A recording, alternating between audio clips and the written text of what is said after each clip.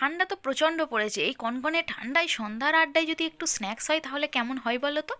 তো আজ তোমাদের সঙ্গে সেই রকমই একটা ইজি স্ন্যাক্স রেসিপি শেয়ার করব, আশা করি গেস করতে পারছো।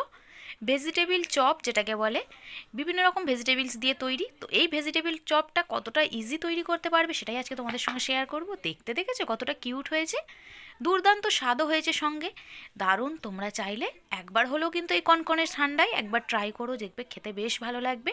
তার জন্য নিয়েছি দুটো গাজর, একটা বিট, আর নিয়েছি 2 পিস আলু। তো সবগুলো দেখো খোসা ছাড়িয়ে পরিষ্কার করে জল দিয়ে ধুয়ে নিতে হবে। ফার্স্ট আমি বিটটা পরিষ্কার করে নিচ্ছি, মানে খোসাটা ছাড়িয়ে নিচ্ছি এইভাবে।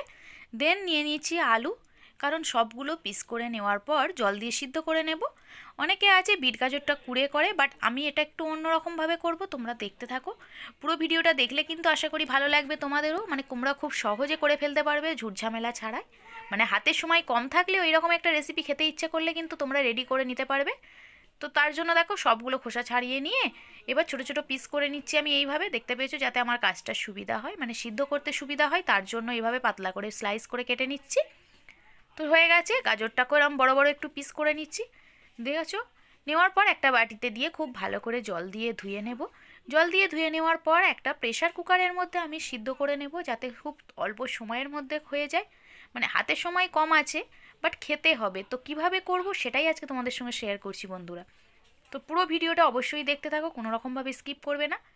তো এটা সিদ্ধ করতে বসিয়ে দিলাম শুধুমাত্র জল দিয়ে, এখানে কিন্তু আমরা কোনো মশলা বা কোনো নুন ব্যবহার করব না। দেন আমি নিয়ে নিলাম দেখো অ্যারারুট, যেটাকে বলে। তোমরা চাইলে কিন্তু এখানে কর্নফ্লাওয়ার দিয়েও করতে পারো, বাট এটা দিয়ে করলাম আমি, যাতে খেতে আরও বেশি ক্রাঞ্চি হয়। তার জন্য আমি এখানে মোট 4 চামচ অ্যারারুট ব্যবহার করেছি। এটা বাজারে কিনতে পাওয়া যায়, খুব সুন্দর হয়। তো এটাকে জল দিয়ে ফার্স্ট আমি খুব ভালো করে মিক্স করে নেওয়ার পর একটা হাঁড়ির মধ্যে দিয়ে একটু গাঢ় করে নেব, মানে ঘন করে নেব, তাতে বেশি সুন্দর হয়। আর নিয়েছি দেখো এই যে বেড গ্রামস করবে বলে, তার জন্য এই যে টোস্ট বলতে পারো এটাকে, বা। তো এটাও আমি মিক্সিং জারের মধ্যে দিয়ে খুব ভালো করে ডাস্ট করে নেবো। অন্যদিকে দেখো এই যে লিকুইডটাও রেডি হয়ে গেছে, মানে যেটা ব্যাটার তৈরি করছি ব্যাটারটা রেডি। আর এই যে সিদ্ধ করাটাও হয়ে গেছে, সিদ্ধটাও খুব ভালো করে এবার মেখে নেওয়ার পালা। দেখেছো কতটা সুন্দরভাবে সিদ্ধ হয়েছে, খুবই সফট হয়েছে কিন্তু, দেখতে পাচ্ছ। এরপর একটা হাতা অথবা গ্লাস, কিছু যে কোনো কিছু দিয়ে তোমরা সুন্দর করে এটাকে গরম অবস্থাতেই মিক্স করে নেবে, তাতে কিন্তু খেতে বেশি ভালো লাগবে। নইলে দেখবে একদমই ভালো হবে না ঠান্ডা হয়ে গেলে মিক্স করার সময়। খুব ভালো করে মিশিয়ে নেওয়ার পর কালারটা এত সুন্দর হয়েছে না, দেখো জাস্ট দেখো, দুর্দান্ত কালার হয়েছে। মানে আমার খুবই ভালো লাগছিল। দেখো কতটা মিহি করে আমি এটাকে মিক্স করে নিয়েছি, দেখতে পাচ্ছ। দেন চলো, ওভেনের মধ্যে একটা কড়াই বসিয়েছি। কড়ার মধ্যে দিয়ে দেবো পরিমাণ মতো তেল। তেল দেওয়ার পর দিয়ে দেবো বাদাম। আমি কাঁচা বাদাম এখানে ব্যবহার করছি। কাঁচা বাদামটা কিছুটা ঠুকে, মানে একটু ভেঙে নিয়েছি। নেওয়ার পর এর মধ্যে দিয়ে দিলাম, আর দিয়ে দিলাম দেখো 5 ফোড়ন, একটা শুকনো লঙ্কা, দিয়েছি আদা রসুনের পেস্ট, জিরে, এক পরিমাণ মতো নুন, আর দিয়ে দেবো সামান্য একটু চিনি, যাতে একটু দেখবে ভেজিটেবিল চপ একটু মিষ্টি ভাব থাকে, তার জন্য আমি একটু সামান্য চিনি দিলাম। দিয়ে দিলাম হলুদ গুঁড়ো, দিয়ে দিলাম ধনে গুঁড়ো। সবগুলো দিয়ে একটু নাড়াচাড়া করে নিয়ে আবারও অ্যাড করে দিলাম লঙ্কার গুঁড়ো, খুব অল্প পরিমাণে, কারণ ঝাল বেশি হলে বাড়িতে সবাই খেতে পারবে না, বাচ্চারা আছে তার জন্য। দেন খুব ভালো করে উল্টে পাল্টে নাড়াচাড়া করে দেখো সুন্দর করে একটু ফ্রাই করে নিতে হবে। মানে দেখবে এটা বেশ ড্রাই হয়ে আসবে, সেই পর্যায়ে ওভেনটা বন্ধ করে দিতে হবে। দেখো একটু ধৈর্য ধরে লো ফ্লেমে এইভাবে ফ্রাই করতে হবে, নইলে এই যে কড়ার মধ্যে দেখছো জড়িয়ে যাচ্ছে, মানে লেগে যাচ্ছে নিচটা। তার জন্য একটু আস্তে আস্তে করতে হবে। ওভেনটা এই পর্যায়ে কিন্তু লো ফ্লেমেই রাখতে হবে, নইলে ক্রাঞ্চি ভাবটা আসবে না। চিনিটা একটু কম মনে হয়েছে মায়ের, তার জন্য মা আবারও একটু চিনি এখানে অ্যাড করলো, বললো তাতে খেতে বেশি ভালো লাগবে, তাই অ্যাড করে দিলাম।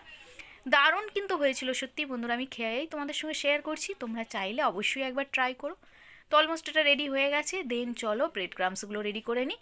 এটাও একটা প্লেট আউট করে নিয়েছি। ডাস্ট করে নেওয়ার পর দেখেছো কতটা সফট হয়ে গেছে, দেখেছো দারুণ হয়েছে কিন্তু বন্ধুরা। দেন চলো এটাকেও প্লেট আউট করে নিয়েছি। পুর যেটা হিসেবে ব্যবহার করব স্টাফিংটা, স্টাফিংও রেডি, দেখেছো কতটা সুন্দর হয়েছে।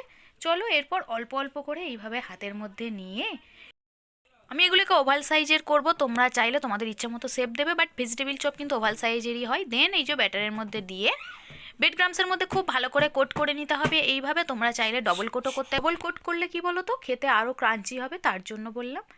দেন দেখো জাস্ট সব কটা রেডি হয়ে গেছে, দুর্দান্ত হয়েছে দেখতে, সত্যি দেখতে বেশ ভালো লাগছিল।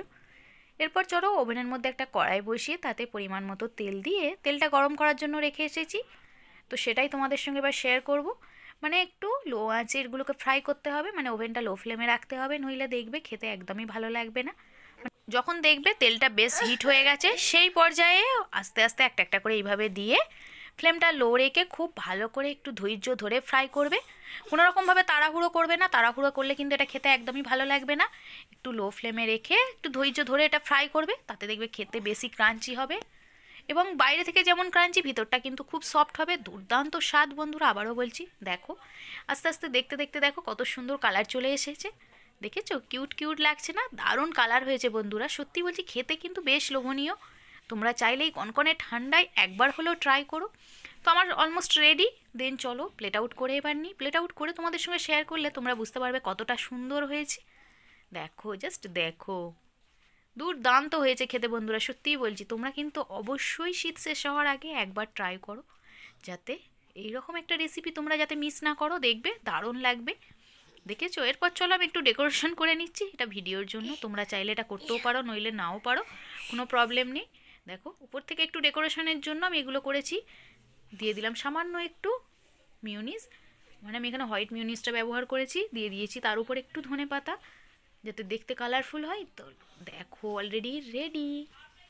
ডেকোরেশনের পর ফাইনাল লুকটা জাস্ট দেখো, ওয়াও, সত্যি তাই, খেতে তো দারুণ। আবারও বলছি, গরম গরম এইরকম একটা করে চপ সঙ্গে যদি সস থাকে, টমেটো সস থাকে, খেতে কিন্তু দারুণ লাগবে।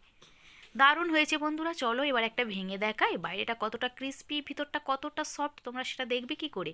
মানে আমি তো খাবো, বাট তোমরা তো খাচ্ছ না। চলো একটা ভেঙেই তোমাদের সঙ্গে শেয়ার করি, তাহলে তোমরা বুঝতে পারবে। দেখো ওই যে দেখেছো, দুর্দান্ত হয়েছে বন্ধুরা। চলো আমি এবার খেতে থাকি, তোমরা এরকম ভিডিও দেখতে থাকো আর আমার পাশে থাকো। Bye, take care.